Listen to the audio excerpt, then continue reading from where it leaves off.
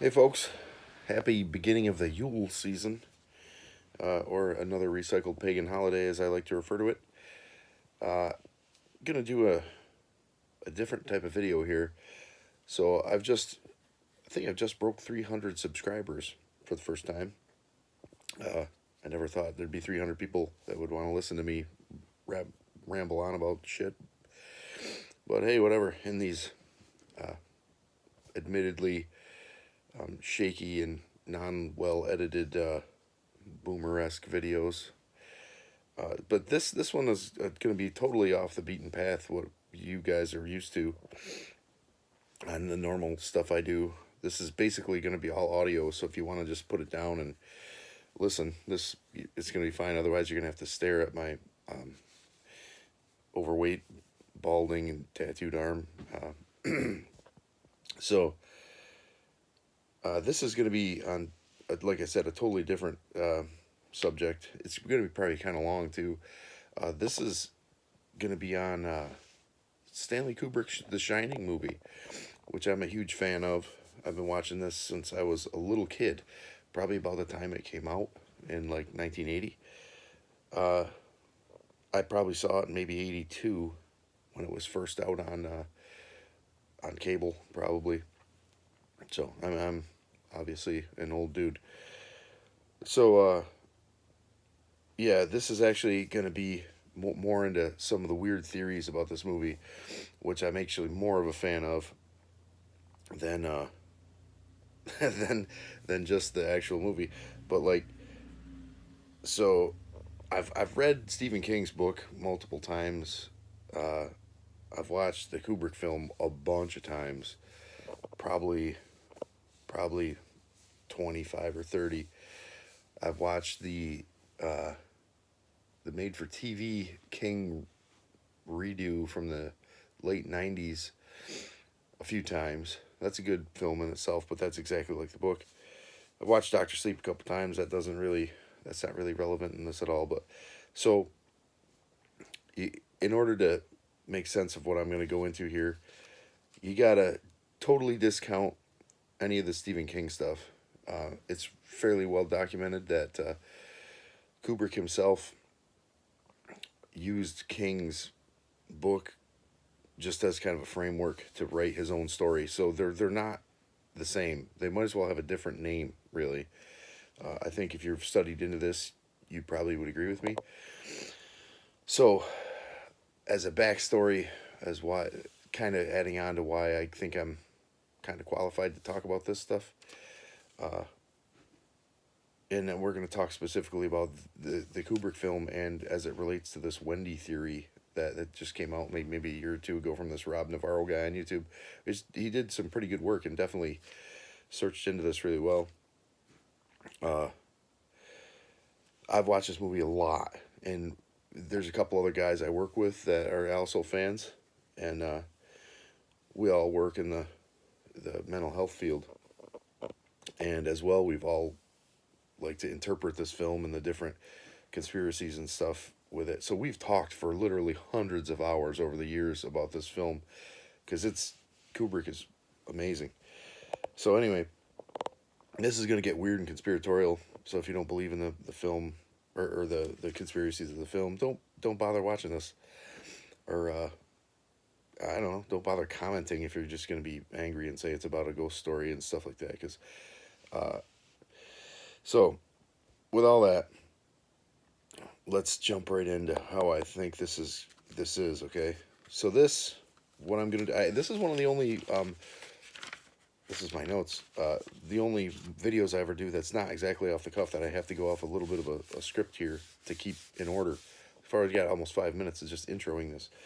So I'm gonna do my consensus on this Wendy theory as to Kubrick's movie is that it's pretty good. It might actually be one of the themes Kubrick was going with this, because there's like four of us at work here that talk about this regularly. We're dorks, obviously, but this type of entertainment lasts longer than a Corona lockdown, so it keeps us entertained. So this is going to go with the Wendy theory and how it relates to Kubrick's film, and our main consensus is that Kubrick may have made multiple films. If you use my four fingers as my phalanges here, there's, you know, this level, this level, this. It could be one film that talks to multiple offshoots, or it could be four films in one, five. Who knows? Because that guy was super intelligent. But I think it's clear that there's. I think it's actually undisputable that there's multiple things he's talking about in this film. Um, Alcoholism, abuse, sexual abuse, genocide of the Indians, and there's some definitely some weird space stuff, Apollo stuff going on in there. Like whether he filmed the moon landing or not. Okay, I don't know, but I think there's different theories in all this stuff, as well as like elite child molestation stuff. This thing is chocked full of shit, and if you study into it, man, and women's, you're gonna find yourself going, "Ooh, I never thought of that. That's interesting shit." So, okay, intro out of the way. 6 minutes in, ish. Um, this is good. This what I have written down on this notepad is all stuff that is not in the Wendy theory that this Rob Navarro dude did, but stuff that I've noticed in the film that supports the Wendy theory. Okay. Um, okay. So first, and I might have missed some stuff too, and I'm not. I'm going off these notes I scratched down. He didn't talk about Jack when he first get there and he's waiting for Ullman in the lobby when and this has been talked about by I think Rob Ager. He's reading a Playgirl magazine issue, which is kind of odd, you'd think, but it's not really odd if you start to look into it. There's a certain article in this Playgirl magazine. He puts it down on the table. You can't really see it unless you're maybe on the silver screen back in the day or what, but people know what the magazine is because they recognized it and parsed it out.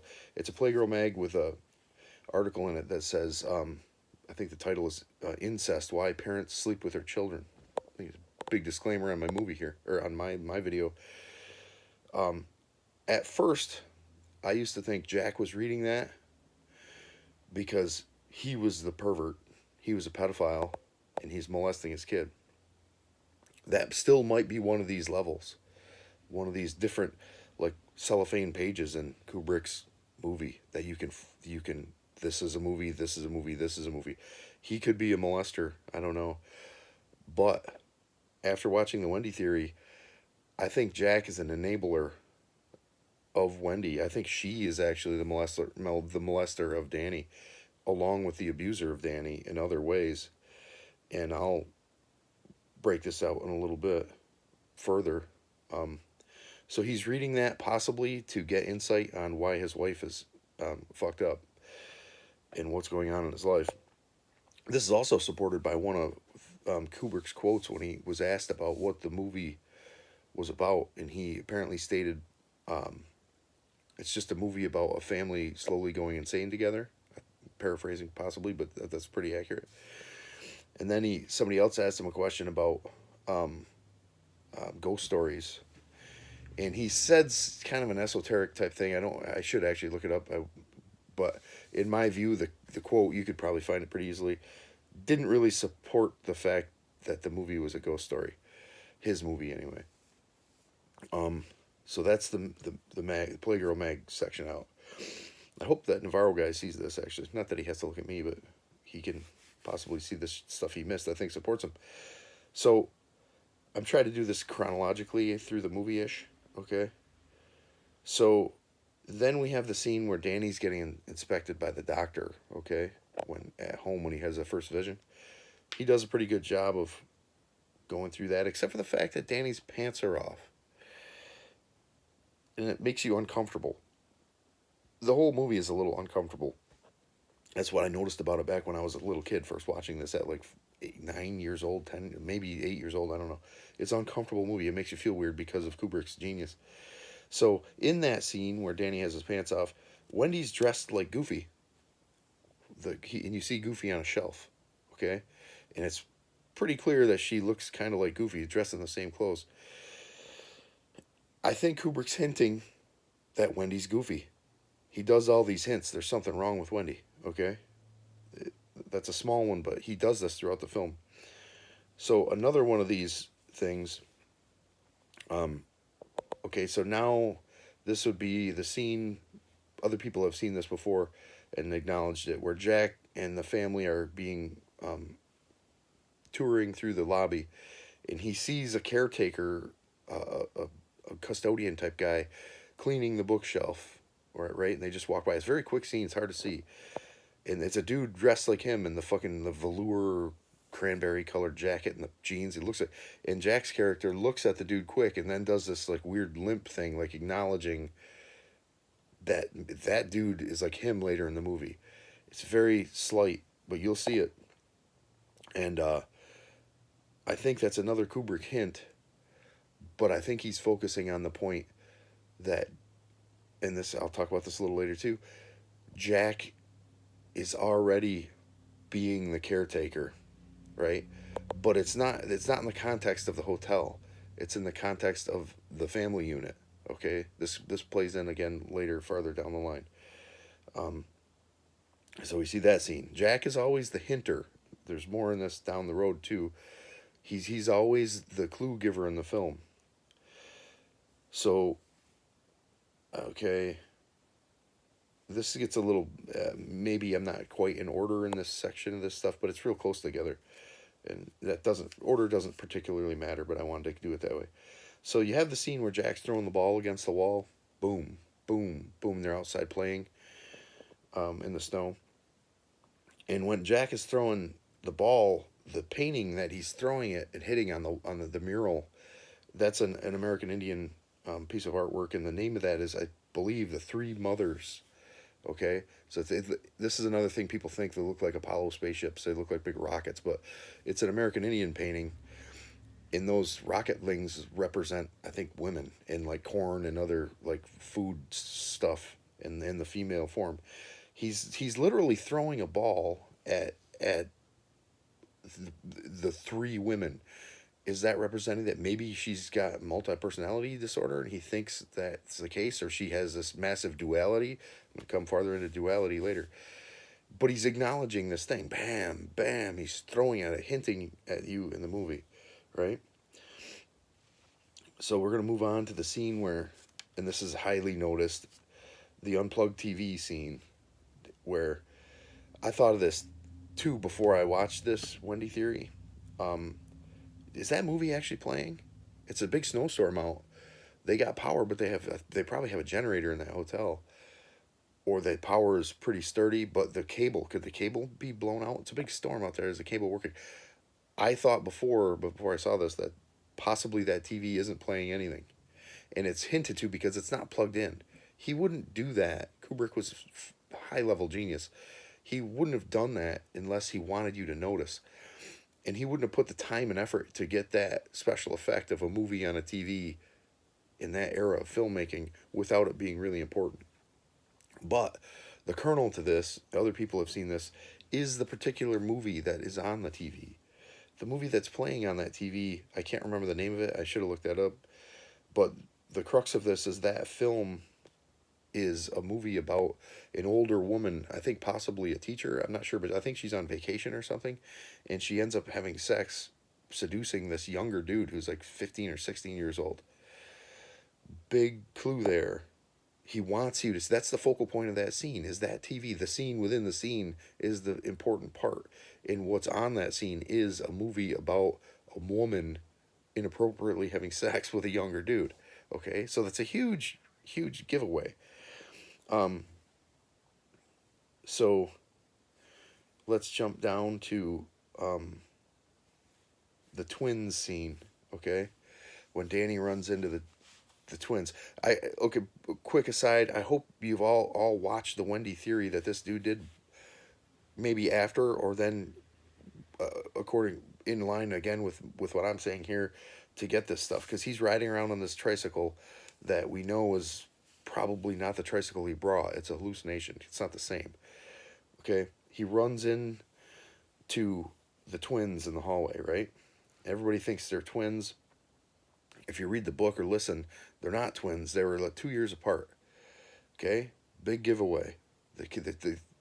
Grady's daughters were not twins, but in the movie they're really made, Kubrick's movie, they're really made to look like twins, except for the fact that the one on the left, and they always, excuse me, if you know anything about Satanism and esoteric stuff, it's like left hand path is generally like the evil side.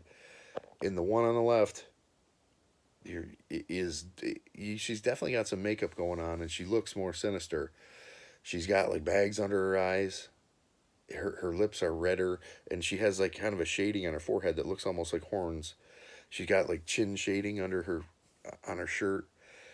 Um, if you sit back and look, it almost looks like somebody pulled her dress down to represent maybe like aging or sagging breasts. It just doesn't look as, she looks disheveledish.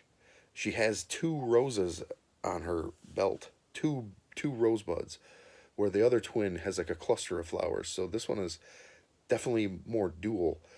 I think the what I said about her dress looking kind of like saggy breasts, I think that reflects later on the moon room lady, the bathtub lady, the old hag. So there's a clear duality going on back and forth between the twins. The one looks all angelic and almost perfect. The other one is definitely darker. It takes a minute to soak that in. Let it look at that and see. So this is all, and if you take into the fact that this is, if the theory is that it's all going on in Wendy's head, she's comparing herself in these hallucinations and seeing truths of herself.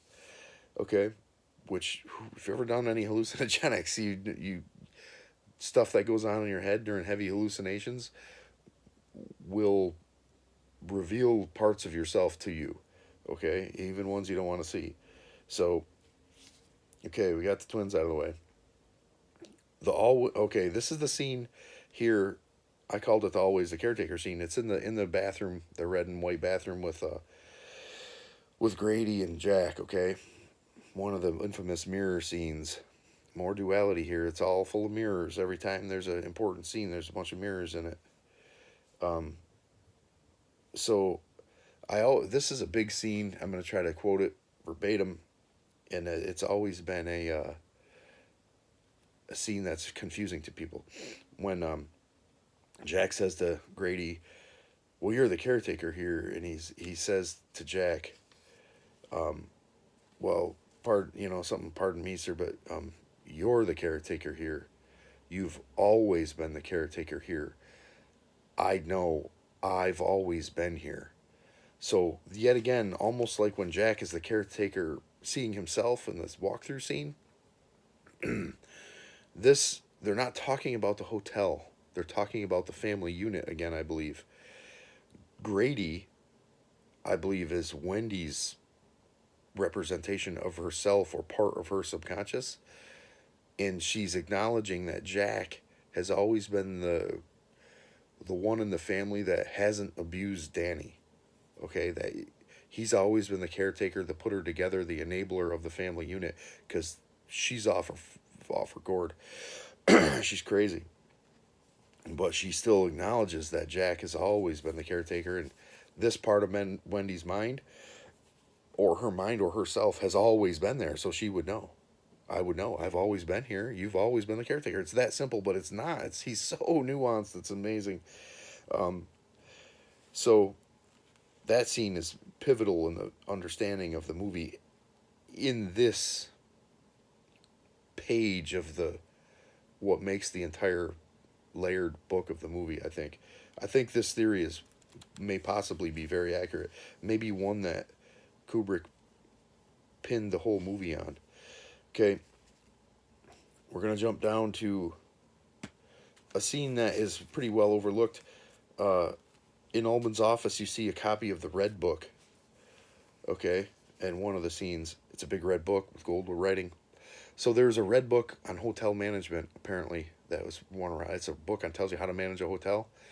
But Carl Jung, who Kubrick references in Full Metal Jacket, directly, the duality of man, the Jungian thing, with the helmet scene. The the Red Book is on Ullman's office. I would be almost completely guaranteed that the Red Book he's talking about isn't the hotel management book. It's the Jungian's Red Book that goes through the duality of man and shit. A book Jung wrote while suffering from schizophrenia himself. So how clear can this be, right? So that's referencing duality of Wendy probably and mental illness.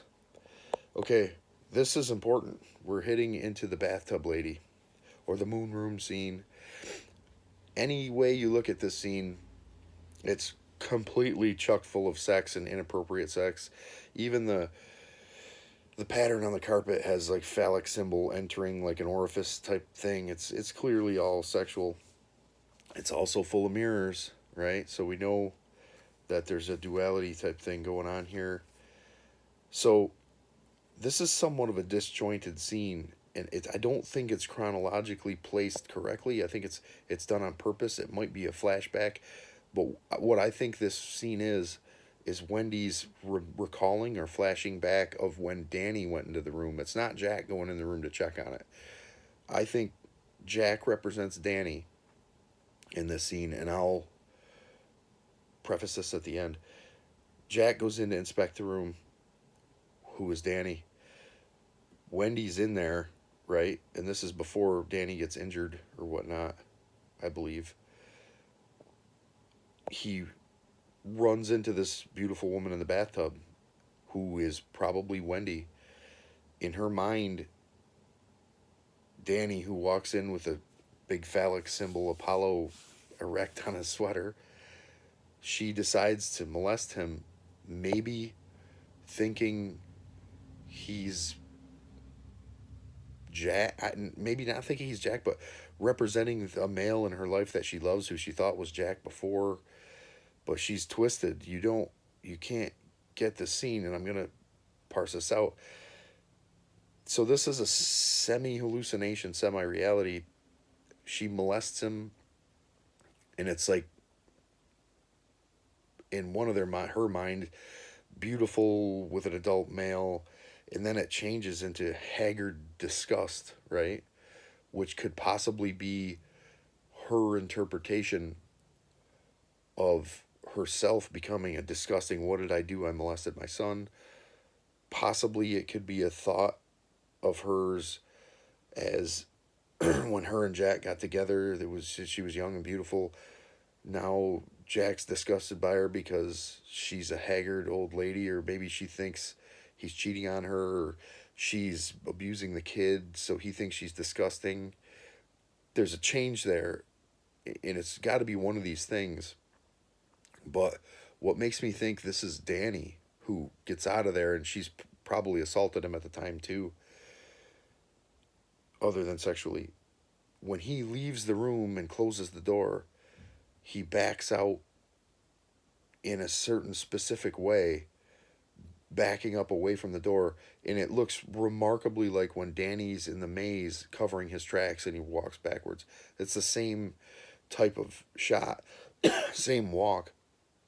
So I think Kubrick is conflating the two, and I think it's Danny. That was Danny's molestation scene where she strangles him or whatnot.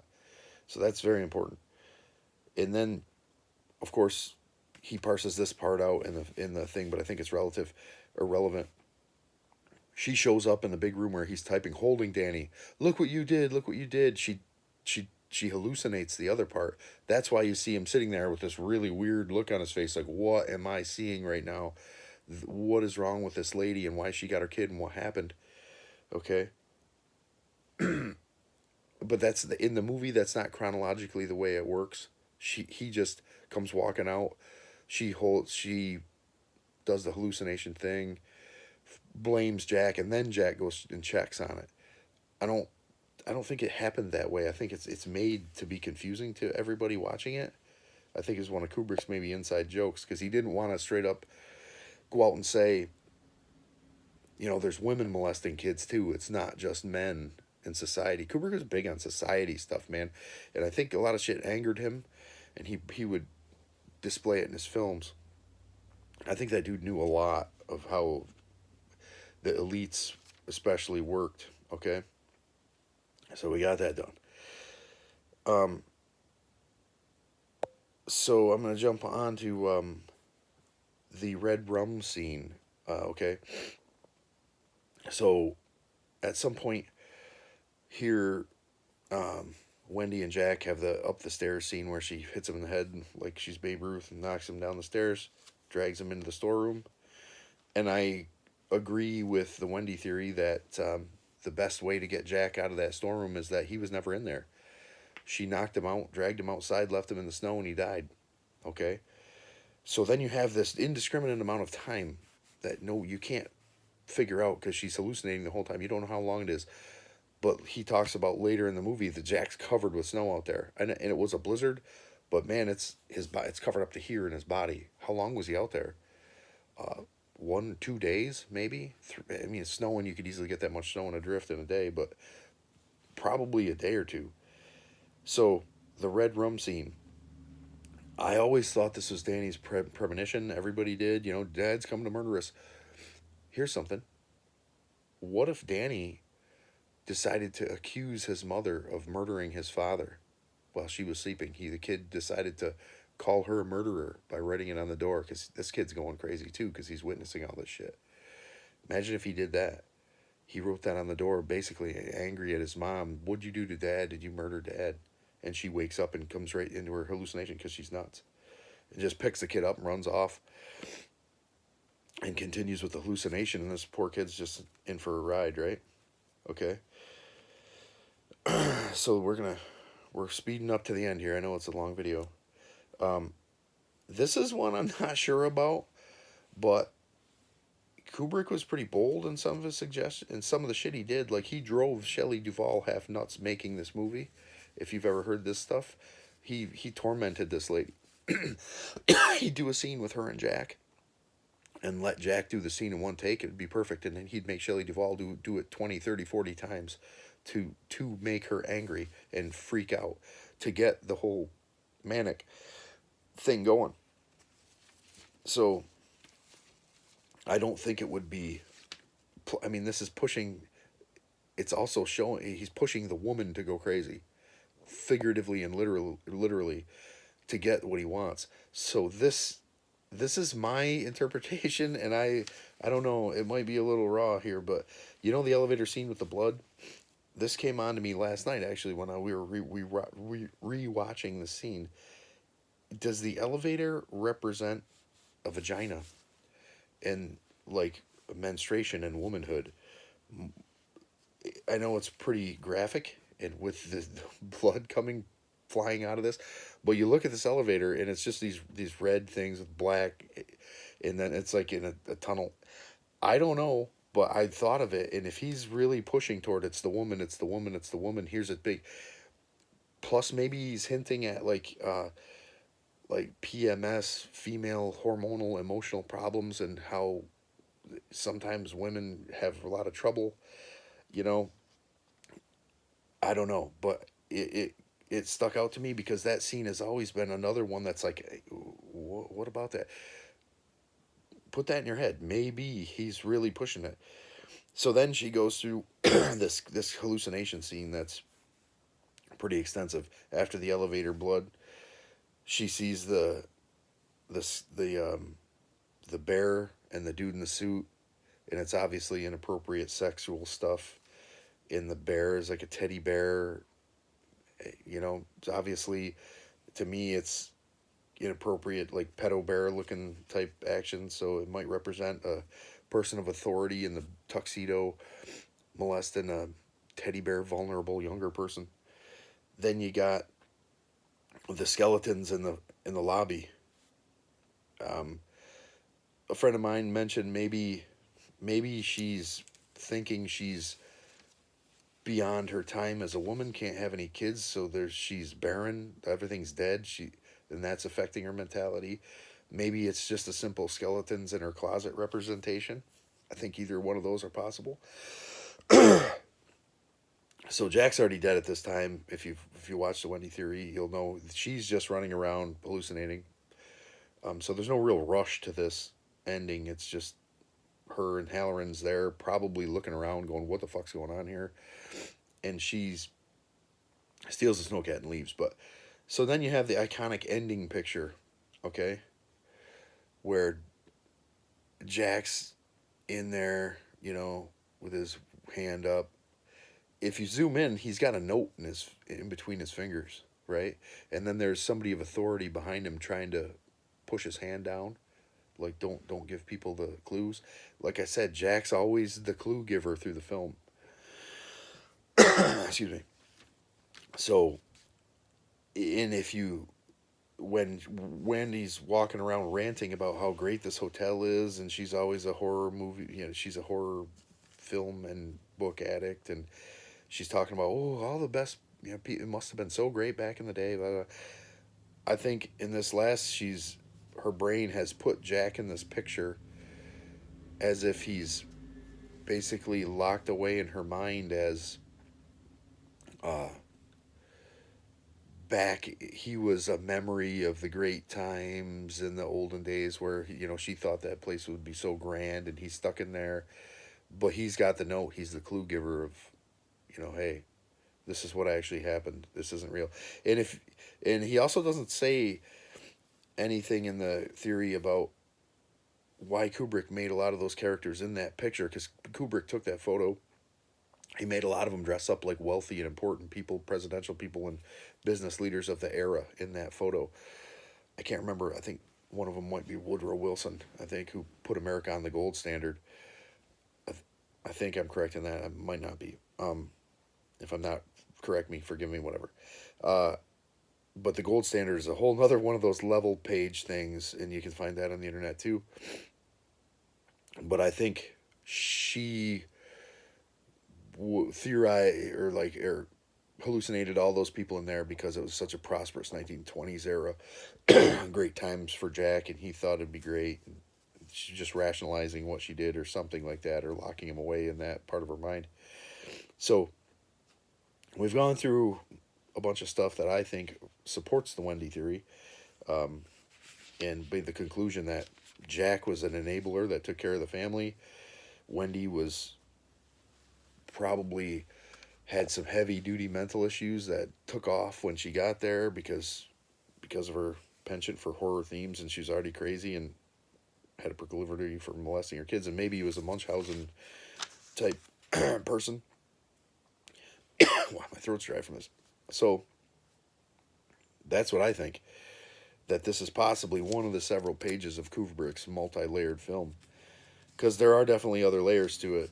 I'm not saying this is 100% correct, but I think it supports it quite well.